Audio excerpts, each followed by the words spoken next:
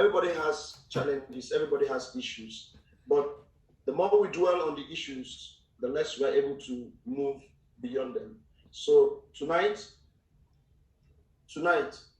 we have our second keynote presenter in the house, and it's my pleasure to introduce to you someone I've known for some time, years, and it's always pleasure. Somebody said to me, Tina,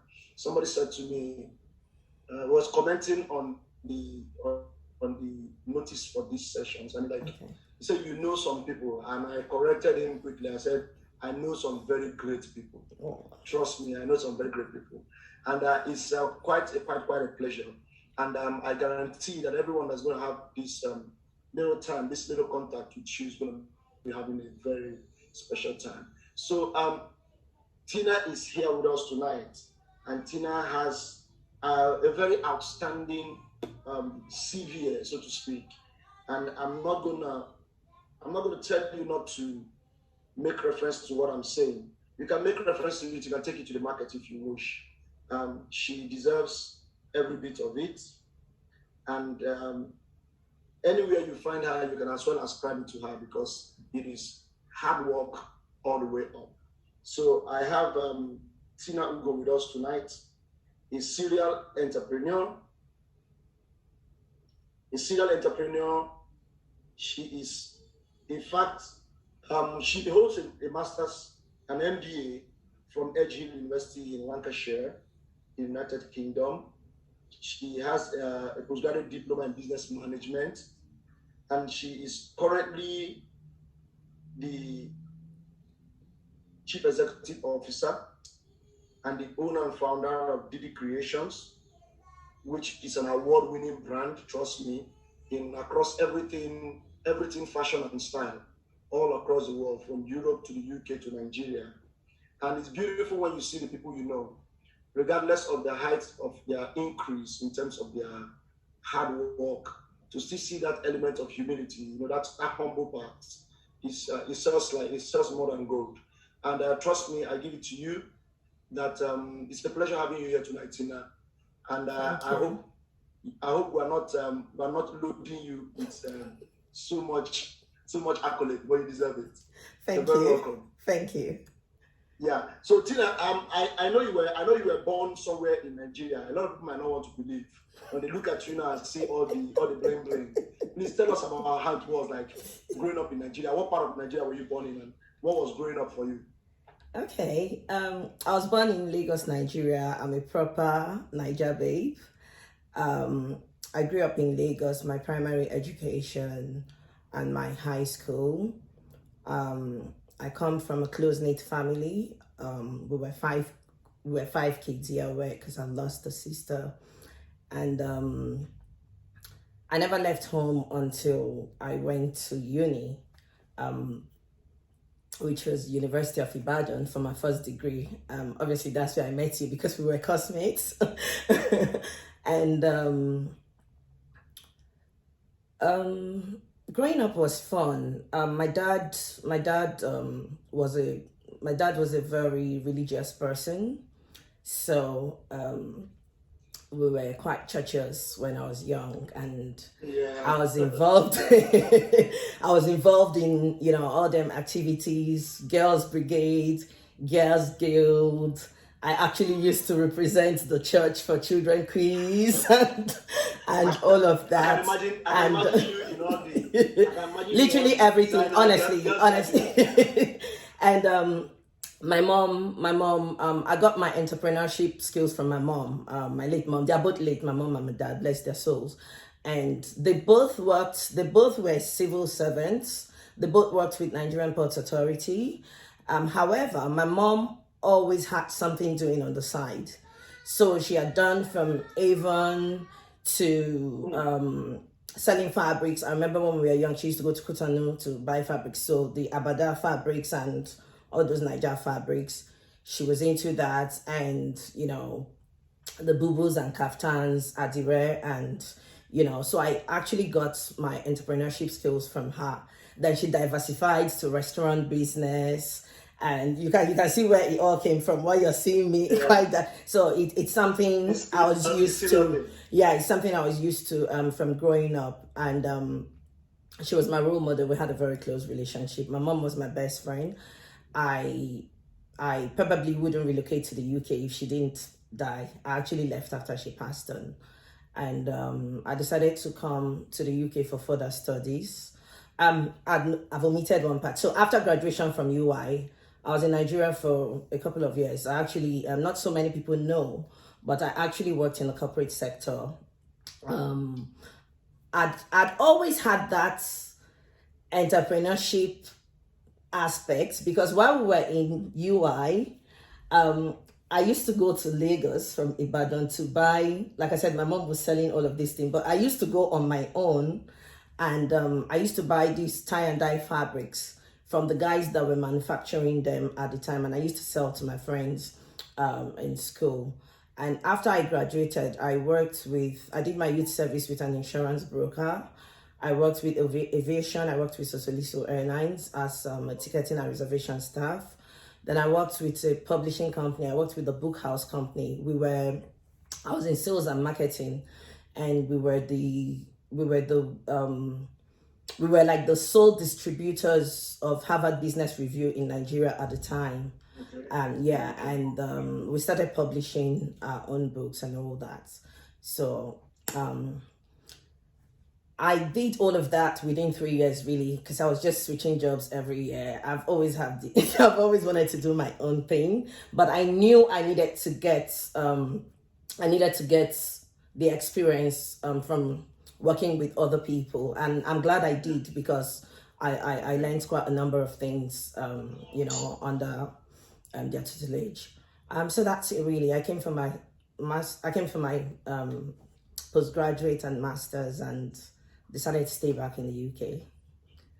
So what was it? What would you say? What would you say about? I mean, I'm just going to take you up on this quickly because every young person, many young people I talk with, come up with this part. Like, the environment speaks much to the passion, and oftentimes, I mean, I've seen it a lot in the course of my interaction and my work and the kind of things that I love to do like this. I've seen a lot of diamonds in the rough. I've seen beautiful, passionate people existing in very wrong climes, very wrong environments. And if nobody ever brings them to the point of intersection with, a kind of a changing environment, those diamonds will be lost. So what would you say, because I mean, listening to you talk about your background coming up, I understand that you have that restlessness from within. It's born with you. You always want to be innovative. You want to do something different. But would you say that your move to the UK gave a conducive environment for your passion to flourish?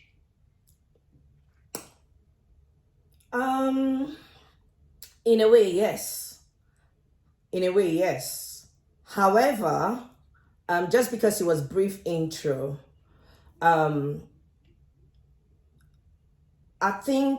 know Nigeria has its own ups and downs, but I'd actually, I didn't speak that bit, but I'd actually started the fashion thing as a side hustle in Nigeria. So for me, I think for me, it's more of the drive for me and the passion, because I was making the very first set of clothes I started making. I was making at the old Tejo Show market that was burnt. Yes. And I took those clothes to Abuja. I'd never been to Abuja before because obviously I'm a Lagos girl. My parents are in Lagos, but I had my friend that her family, they lived in Abuja, and I know during youth service, I wanted to serve in Abuja, though that didn't happen. So I'd visited my friend at the time, and her dad had a hotel, and I had uncles in Abuja as well. And basically, I had people refer me to people that bought those outfits. It's still, because of my mom, I've always been into the kaftan boo-boo things. So they bought it a lot in Abuja. That was the first set. Second set, I still made outfits in the same Tejo Show market, and I took it to South Africa. Then it was the Nigerian, it was called, I think it was Sitenge. I can't remember now. That was 2004. I was still working with Sosoliso at the time. That's why I said for me, it's more like the drive and passion, really. So it was a film festival. I've got so many friends in like the, media film sector. So I traveled, they said, oh, film festival. I'd never been to South Africa. I said, oh, I want to come.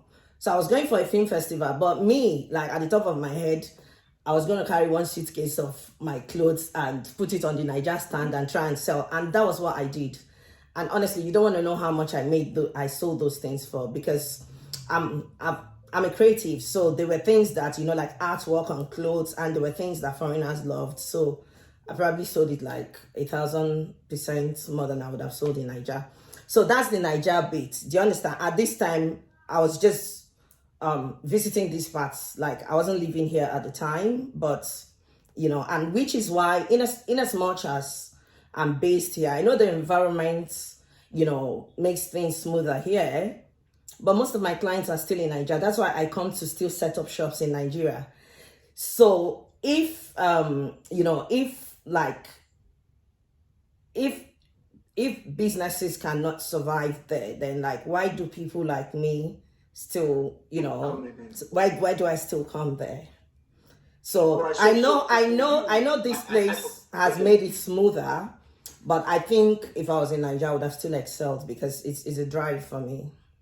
All right, now this is a beautiful part. This is a beautiful step for us to bring you in for your keynote presentation, because we've made it clear, Niger or no Niger, your passion was on fire and circumstance will not quench it. Yeah. So you're going to talk to us tonight about your thing. Okay. Turning situations around, breaking barriers. You talk to us about creativity. You talk about our innovativeness. Just talk to us about the Tina Ugo thing. Young people are listening to you. Okay, so can I go ahead? Yes. And you did say to me I was going to speak about breaking barriers with creativity and innovativeness. So what I've done is, just to keep it brief, I've outlined 5 tips on how to break barriers with creativity and innovations. I believe we are all creative in different ways. The word creativity, I'm sure we all know what it means. And for barriers, what are barriers? They are basically obstacles we encounter, in our day-to-day lives, and the different types of barrier we encounter in our journey to life, from personal barriers, to professional barriers, to psychological, and etc. But I think I'm focusing this more on the personal one. And so the 5 tips I've highlighted. 1, you need to always use your imagination and think outside the box. Like if you want to excel and be successful, like don't follow the crowd. We're all creative in different ways. So it's for you to discover, what your innate are, like what you really like, and try and do things differently from what other people are doing. So when we say innovation, it might not be you creating something totally new from the scratch. It might just be, like adjusting something that's been in existence before, like redoing it in a certain way that is different from the norm. I'm trying to be as layman language as I can, so pardon me. I don't want to sound too, business, because you said we're talking to young people and everybody, isn't it? So I have to try and be as layman as I can. So any specific knowledge that you have is what you can use effectively to attain success. 2,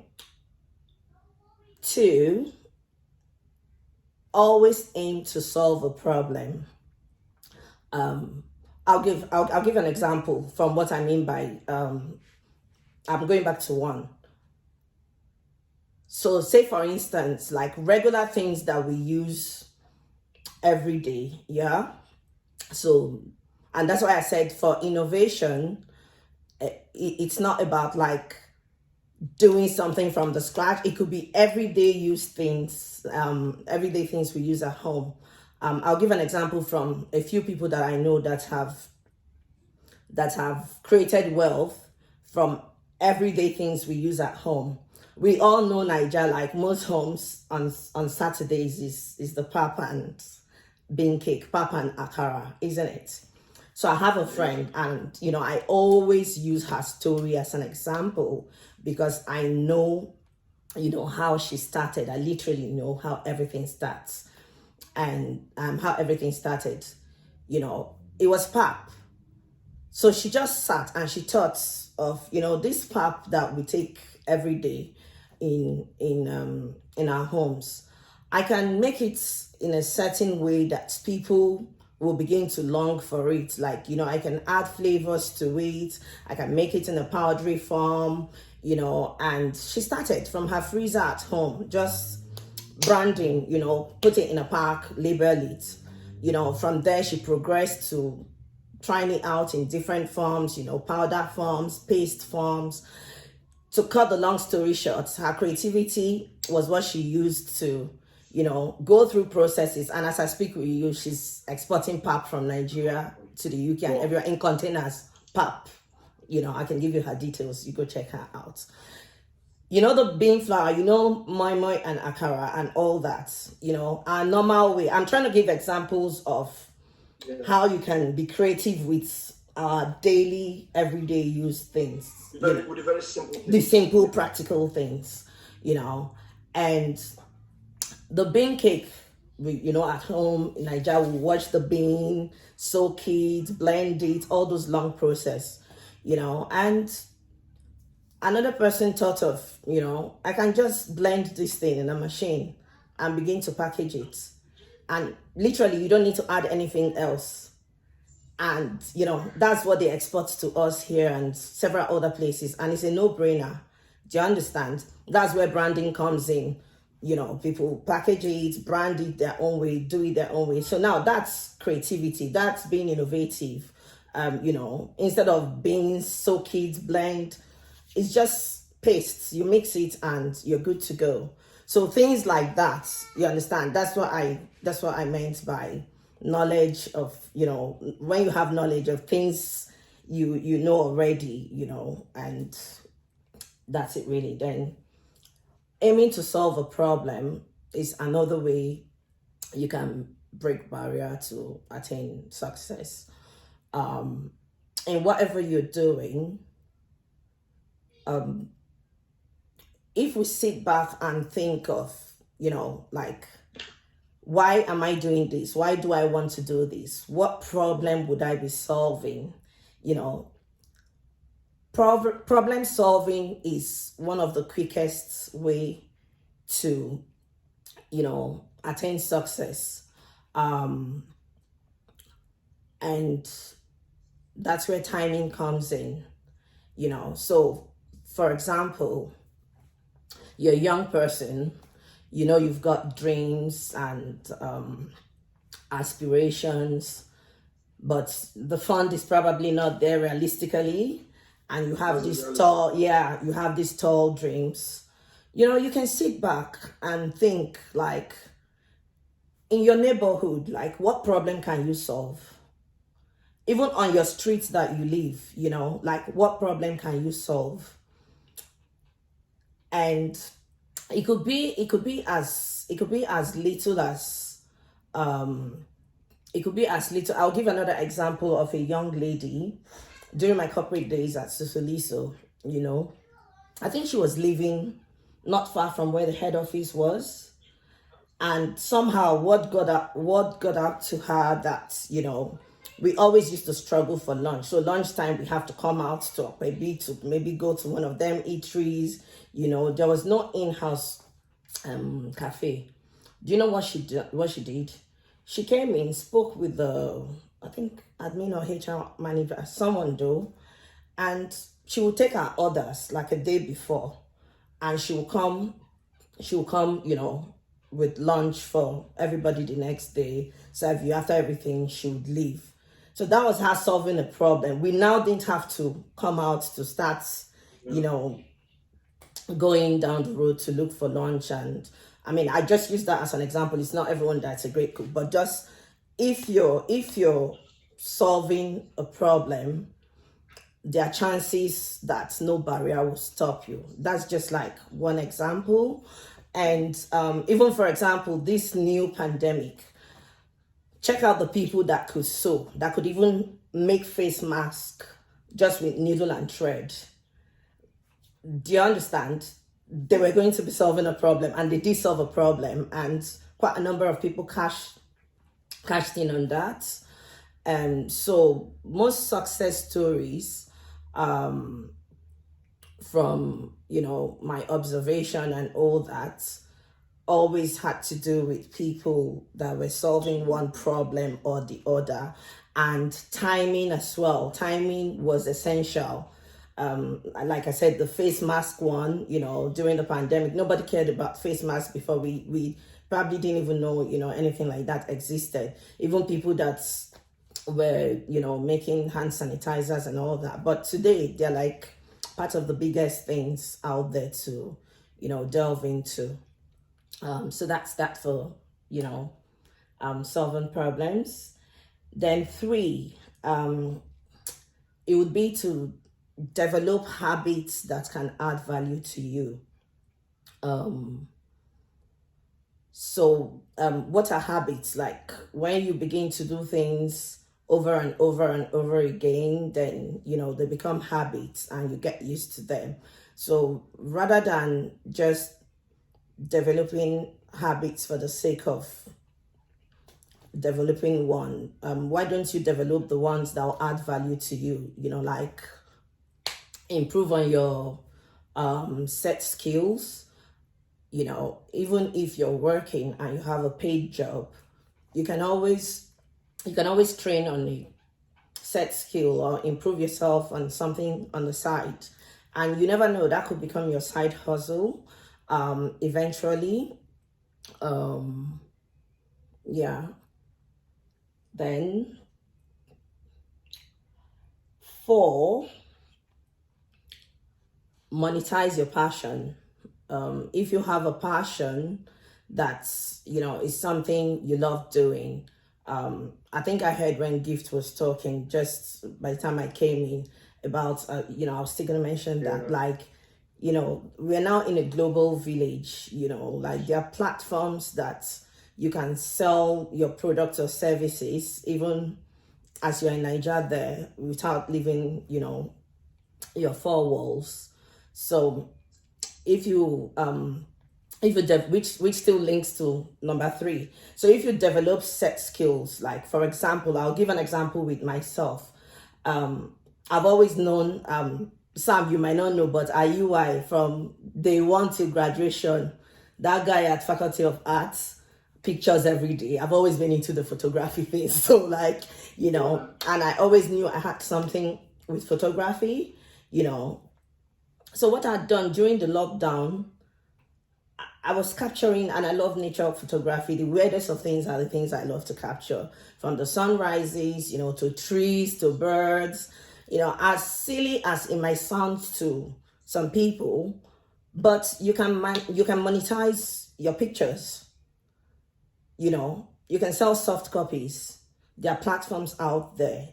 So even as you are in Niger, you can sell soft copies. I'll show you an example of one of them. Like this was snapped with my phone. I don't know if it's clear.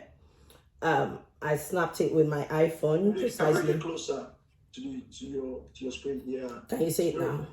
Yeah, so that's just like one example, because sometimes I take pictures and I print them and all that. And this is not even my camera, because I've got the camera one.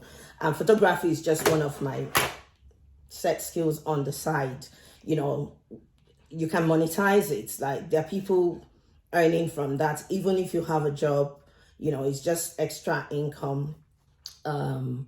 That's one. You can learn, bidding, you can learn web design. There are platforms that you can learn some of these things for free, and just like Gift said also, she being on Upwork Niger and things like that. There are other platforms like Upwork, Fiverr, there's Paper, I think not Paper Click, Paper Person or something like that. There's so many of them. You can become a web developer and you don't need to leave the four walls of your house, and you're getting jobs from all over the world. I have my little niece that's decided she actually wants to start building websites, and I had to give her the nod. She's in Niger, because I know she's a student. I know on the side she can start making websites, for people and earning extra bucks. So number 4? I'm jumbling them up now. Number 5. Yeah, that's wonderful. Yeah, then finally, use your creativity as a tool for wealth creation. By wealth creation, what do I mean? So when you like make money from all these your creative aspects and creative side and things, I missed sewing initially because it's something I love. I do sew. Irrespective of how the economy is, people would not go naked. They would always, wear clothes. So when you make money from your creative side, you can now invest this money into like your long-term plan or goal, and that's how you create wealth. You use the money you get from your creative passion, side hustle and all of that. Then you invest it with things that you plan to do, and try to invest in, do your research and try to invest in things that will start well.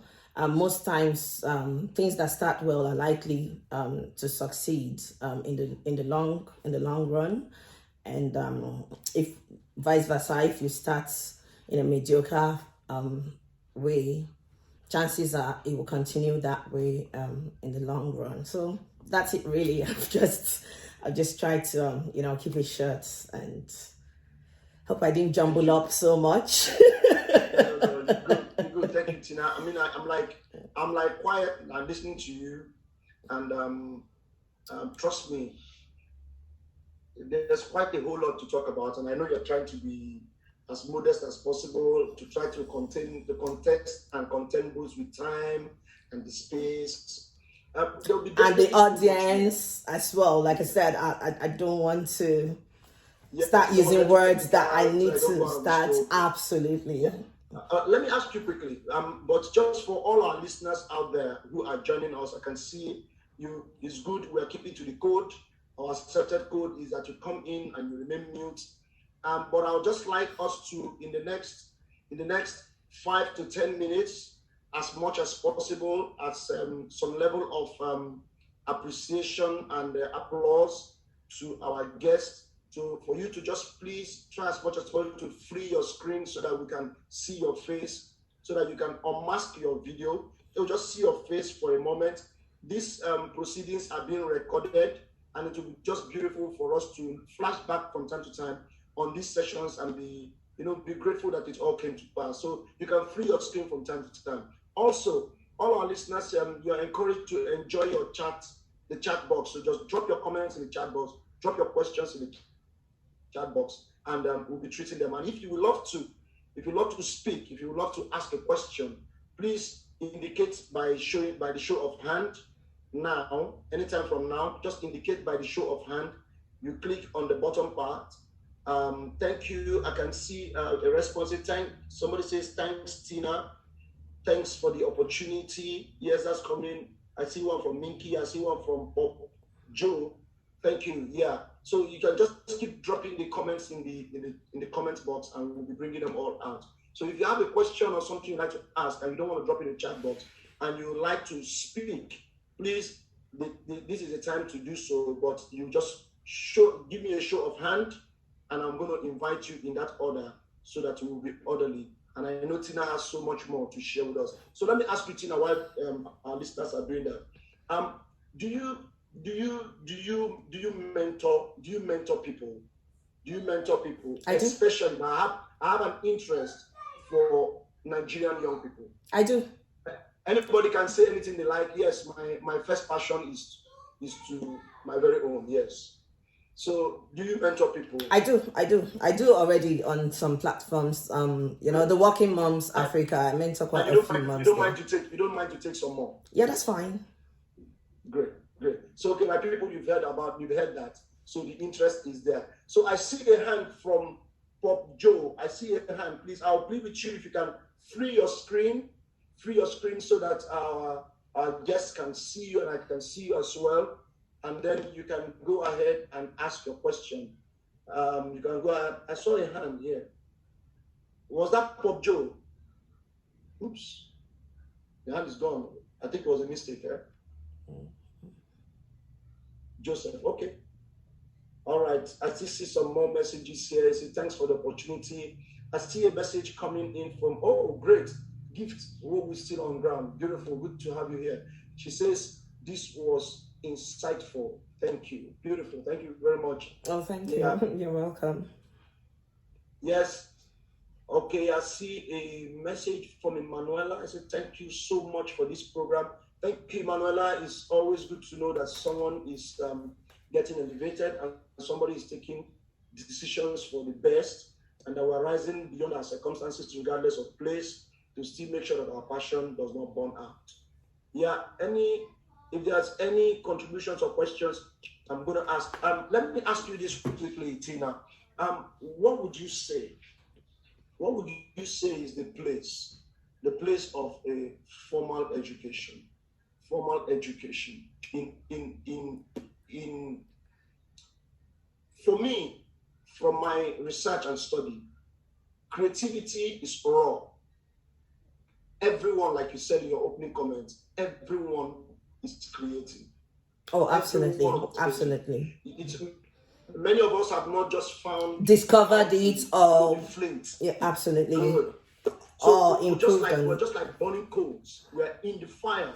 We sometimes we see ourselves as just a flint, but we forget that with the right kind of wind application to the flint, we become a blazing fire. So where do you place a formal education in the development or the direction of our creativity and our passion? Let me try and understand your question. Do you mean what's the role of formal education in terms of creativity? Is that what you mean? Or is it a necessity? In terms of creativity, not necessarily. I'm getting some feedback. No, I think someone is talking. Can I go ahead? Yeah, please go ahead. I'll just mute it. Not necessarily, to be honest. However, formal education is very important in its own right. Yeah, don't get me wrong.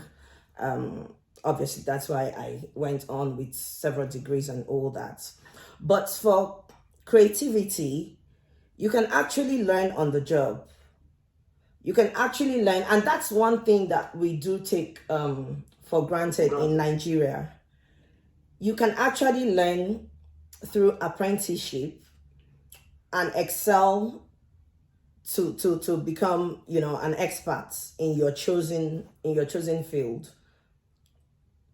But I'm trying to pick my words, but I don't want to say. But the thing is, I get what you mean. Well, I mean, perhaps. Unfortunately, in Nigeria, it's not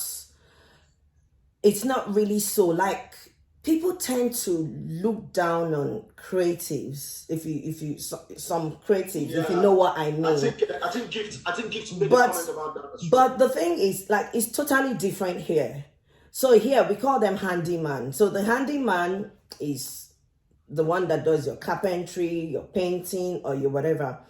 A handyman will be accorded same respect as a bank manager or a doctor. I mean, everyone is working in their own dignified whatever. And the truth of the matter is, we can't all be doctors. We can't all be lawyers. We can't all be engineers, and so formal education, not necessarily in quotes, is not necessarily what would determine if you would excel as a creative or not. But obviously you need it to be able to, if you want to attain a certain level, to be able to have that, finesse and express yourself. You don't want to be so good and you still can't be able to express yourself if the need arises. You don't want to, I'm going to use the fashion design aspect because that's what I do. You don't want to make this fantastic collection that everyone across the globe loves, and you need to probably do a 5 minutes speech and you can't. So you see where the formal education bits, comes in. So even if you don't, or you didn't have formal education, like when you needed to, because sometimes, some people, like these things happen and you're already like in your 40s before you discover your passion and go for it and you excel. My advice would be, don't still shy away from it. Just do a bit of, finishing school and be able to at least express yourself if the need arises, and learn the basic, at least you should be able to write your name, the basics. Okay.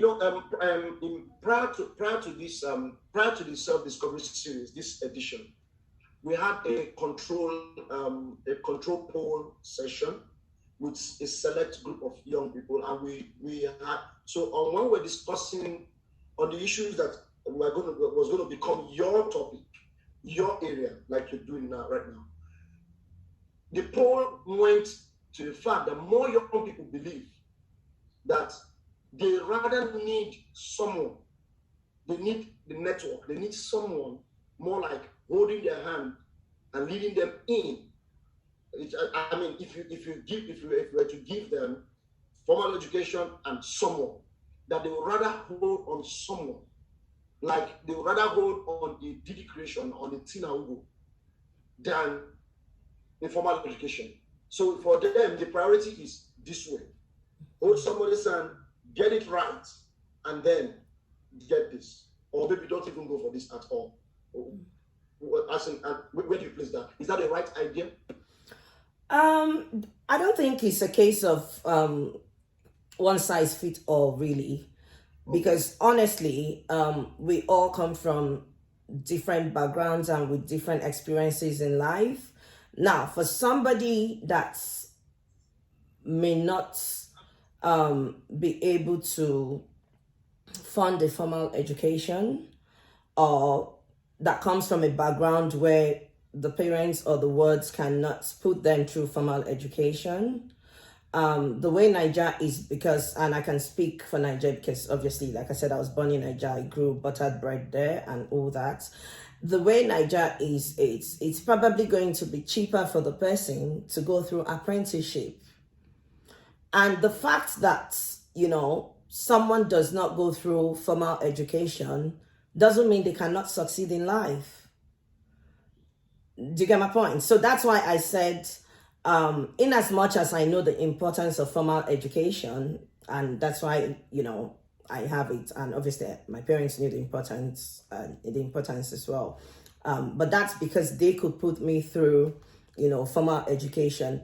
What if, like, I was from a background that my parents couldn't put me through formal education? I probably will be sounding like, this other group of people on the poll. So there's no one set rule.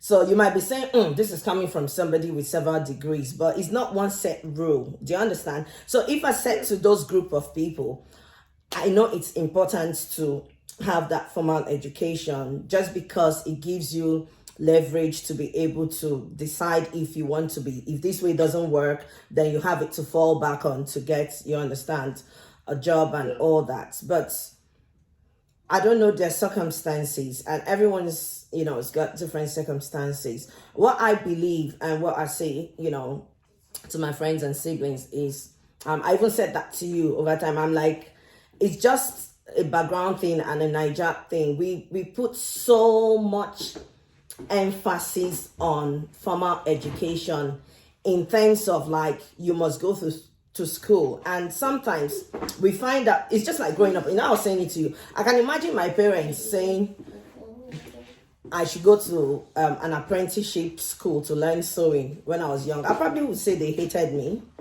but with all my degrees, at the end of the day, I went to learn how to sew. I sew. Do you get my point? And so, sometimes it's just the way Nigeria is, and it puts too much pressure on people on some of these things that do not necessarily determine if someone will become successful in life. I think more, and maybe that has to do with the fact that I live in this climate, I think people should rather be encouraged to pursue their passion really, and just get the support they need. Unfortunately, our system and in Nigeria doesn't really encourage much of that from the government level. In this part of the climb, you get certain support to a degree, so that's it really. Yeah. So well, you just hit a very critical part of one of the pillars of the Soul Fitness Center. We want to work on a reorientation, because that's actually where the burden is. The burden is in our mind. And because the burden in our mind is not properly, lifted, we don't see things clearly. And then we just keep creating a society that doesn't even support what our mind. Because, if you can't conceive it, we cannot become it. You can't. So, so we keep on working like this. We keep on talking on initiatives and platforms like this. We keep on making our contribution to changing the mindset of people and young people all over. So I wouldn't stop. I wouldn't stop because I think differently. Yes, I've traveled a little bit, and I've had a different perspective of life. I've been exposed to different platforms that has changed my mindset for life. So, and I see many young people who all they need is someone within the clan, like you and I, out of the rubbles, and say, listen, it doesn't necessarily have to be like this.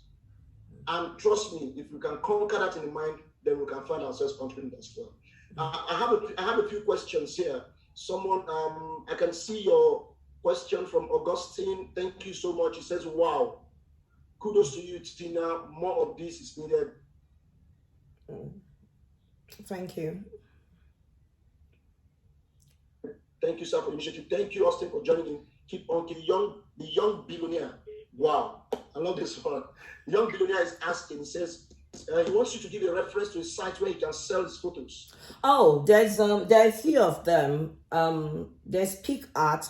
Can I come back to you with a list? But I know there's Peak Art, and there are quite a few of them. For me, and so guys, I promise I'm going to share this. I'm going to share this on all our social media platforms. You're going to get links to where you can try your hands at the sales of photos. Just to reiterate, on our first lecture for the evening, on making an honest living from freelancing online, writing and creative freelancing online.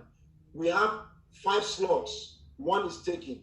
5 slots to sponsor 5 people free of charge to be trained by Gift Wogu on making an honest living online from Fiverr and Upwork. So you can drop your comments below and then we'll follow through on that. Do we have any questions? Anyone, any show of hand? Any questions from Ms. Tina before I will let her go? Because she told me of an offense today. I'm going to be pleading. I'm going to be pleading, and I hope my little Zizi will forgive me. She's been a good girl. Do you know she's actually she's seeing me? She's not sleeping. She's just been so good. If you want to see her, I'll Great. call So her to come and. I'm going to make that up to her. If you want to see her, she can come in. Actually, let me call her. Zizi. Great. Zizi. Just before Zizi comes in, let me let you know that Zizi is already an Zizi. entrepreneur at a level. Zizi, I think she's doing her own thing. She's already a model. I mean, the last I saw of her, tell me, were those photographs of Zizi's pose, were they taken by you? Were they part of your work, your photography? I have part of Zizi's pictures. Yeah. Absolutely. All yours? Yeah. So now you do professional photography, isn't it? I've always loved photography. That's what I'm saying, it's innate. You know, we all have, that's why I said everyone is creative. Everyone, you know, has this innate knowledge that you need to, probably this part of the climb made me discover that. Even writing, you know, I have a blog, you know, I write. I discovered that 5 years ago. That was motherhood made me discover that. So we all have this thing inside of us. And just like you said, I believe we spoke about that. I believe in catching them young. And one of the points I gave, the monetizing of your passion, it's something I practice. Like if I tell you one that happened today, you would laugh. Like it's even still here. So part of Zizi's Christmas gift was this swirling thing where I'll show you the video when she was doing it. So I'll bring this out when it's dry. I don't know if you can see it. Can you see how beautiful that looked? And straight up, I can frame this thing and sell. Like I love selling. So I'm like, I can frame it and sell, but it will be her thing because she had done it. Zizi is my daughter. She's 5 years old. In case you guys are wondering, the Zizi coming up. You know, so that's what I mean. Like you can monetize anything really, and the world is really a global village. You know, it's really a global village these days. Yeah. So let's meet Zizi. Zizi, she was standing here. She's doing her own thing. Zizi, she's fine. I'll get her 1 second. Because she's actually been good. I begged her. I said, don't come out. Don't show yourself. And she did. All right, guys. So you can keep on dropping our comments in the chat box. We'll have comments. And we can keep on following us on all our social media handles at official Soul Fitness Center on Facebook, at Self Discovery on Twitter, and soul.fitness.center on Instagram. You can follow us back to back. We love to get your feedbacks. So if you don't want to speak, you can drop us a comment. Or if you like to chat me up privately, you can also do the same in the chat box. This session is being recorded, so I'd like to encourage us in the next 5 minutes. In the next 5 minutes, I encourage us to please free up our screen. Please let's see more faces so that we can take a picture, a capture of our screen. Zizi, say hello. Hello. He's frozen. Yeah. He's frozen. Say hi, everyone. Hi, everyone. And you've been a good girl. They all say they're going to send you presents. You allowed mommy do her work. How is it? How is the network was just hanging out. Okay. Okay. So she wants to go back. Hi. All right, darling. Let me help you turn that. So Tina, I'm going to let you go, but just before I let you go, what will be your parting word tonight?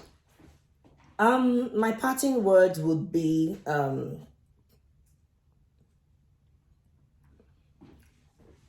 I didn't think of that. I've got two in my head. I'm thinking of the 1, 2.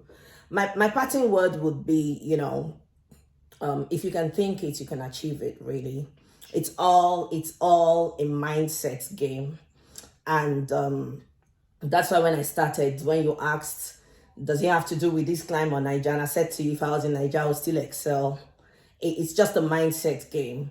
If you can think it, you can achieve it. So just work on a positive mind attitude and, the goal-getting mindset. And, really. and if you can think it, you can excel beyond. You can. Kind of You absolutely can. It's a global village now. Yeah. You don't necessarily have to travel to be able to. It's a global village. Great. So thank you, Tina. we're definitely going to be talking with you here from here on. No worries. We're definitely likely to be getting mentees from us. No worries. People who may like to pursue a passion close to yours, and people maybe who your influence can do a turnaround for. Yeah, apart from fashion, just in case anyone, I mean, in all these aspects, I'm willing to share, you understand, information. Great. So I've got interest and businesses that cover fashion, travel, home decor and home living. You know, I've just set up a lingerie business as well. Yeah. So, you know, anything that has to do with all of these, I'm willing to respond. Even the blogging, though I'm not blogging for money yet, but hopefully I'm just doing that for passion. Yeah. Thank you so much, Tina. I know I had to pull you out of a very It's nice fine. schedule. It's fine. It's fine. I wasn't cajoled. It's Like fine. I told you, I will not have backed down. I couldn't do without you tonight. No worries. Thank you so It's much. fine. It's been a pleasure. I still see you are in the house. Gift, we want to thank you for making So Fitness. So can I leave now? Series Day 1 a success. So thank you, Tina. Thank you, Gift. It's a pleasure. If you want to hang around till we close, fine. If you want to leave now, beautiful as well. So ladies and gentlemen, okay, that's fine. I'll wait. all right. So thank you for tonight. I want to thank everyone who's joined in from everywhere. We can keep the comments going. As usual, we're going to leave the platform even after the close time. We're going to leave the platform open for another 10 minutes so that we understand that a whole lot of people like to speak clandestinely. Very welcome. We are here for one another, and that's the way we exist. So you can drop your comments, and we will definitely follow through. We also like to share with you that tomorrow is a big day.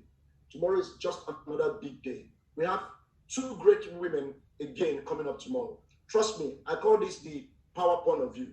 When women excel, definitely they have broken barriers. Because naturally, women, by virtue of our clients, are confined by barriers. It's just like it's an unhealthy social norm, but that's just the way it is. So when women excel, it's good to bend down and listen.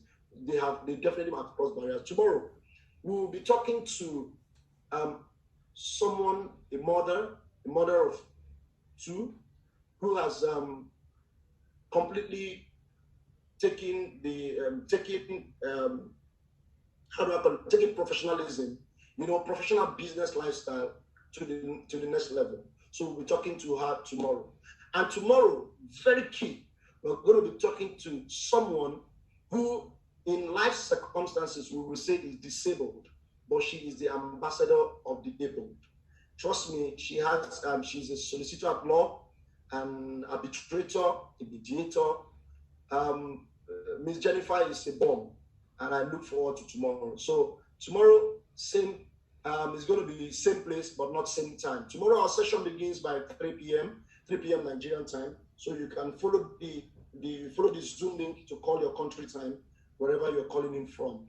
But tomorrow is going to be 3 p.m. Nigerian time to 5 p.m. Nigerian time. And we're going to have two women on the platform talking to us about attaining new levels of excellence beyond circumstances. So I know that we have challenges. I know we all have our obstacles in our little corners, but trust me, a problem shared is a problem solved. Thank you. I can see your comments coming in just before we leave. Let me take that quickly. I see your comment from the young Lunia. Thank you so much. This is a wonderful session. Please, I desire that we do much more better. Okay, you said that you like to be picked also for mentorship. No problem. Please just keep it coming. We'll be following up on you. Our tech guys have already taken all your names, and this is being recorded. We'll follow up on you. We do not discriminate. As long as your passion burns, there is somebody to mentor you all over the world. Very willing hands. Trust me, it might be a very horrible time in the world right now with the COVID and the rest of it, but there's still a whole lot of great people, like Tina even with us. So there's a whole lot of great people, humble to the core, very willing to give you all of their time and to share ideas with you. So thank you for tonight. We're going to be signing out right now, and I hope you're having a lovely evening. And the chat room will be open for another 10 minutes. up till the hour of 8 Nigerian time so that we can drop our comment. But afterwards, then we will switch off this platform. But for those who might desire to have a copy of this recorded article, like I shared earlier, we might not be able to give that to you because it contains other contents beyond personal contents. But for our facilitators and presenters, yes, it's your right. We can give you crop versions of your personal presentation. We will be sending that across to you to your mailboxes. Thank you, everyone. And if you just do me the honor of freeing your screen for just 1 minute so that we can take a capture, and the tech guys will take a capture. We'll just take a capture of the screen. So if you can just free your screen for me for just a moment, we'll take a capture, and then we can close the session officially. Yes, thank you. Mr. Joseph, thank you. Oh, okay. Somebody just sent in a message. He said, this has been nice and powerful today. He said, good thing, I'm into fashion designing, and I wish to have mentorship from you, Miss Tina Ugo. No problem. No problem. No problem. We will be following you up on that. We'll be following you up on that. All right, just can we free our screen 1 minute? Free up your screens 1 minute, and then we'll take a capture. I'm just going to count 3. When the screens are free, I'll take a count 3, and then we'll take our capture. We're just waiting for others to come up. We're waiting for others. Thank you. Yeah. We're waiting for others to come up. Waiting for others to come up. Are you guys still coming up?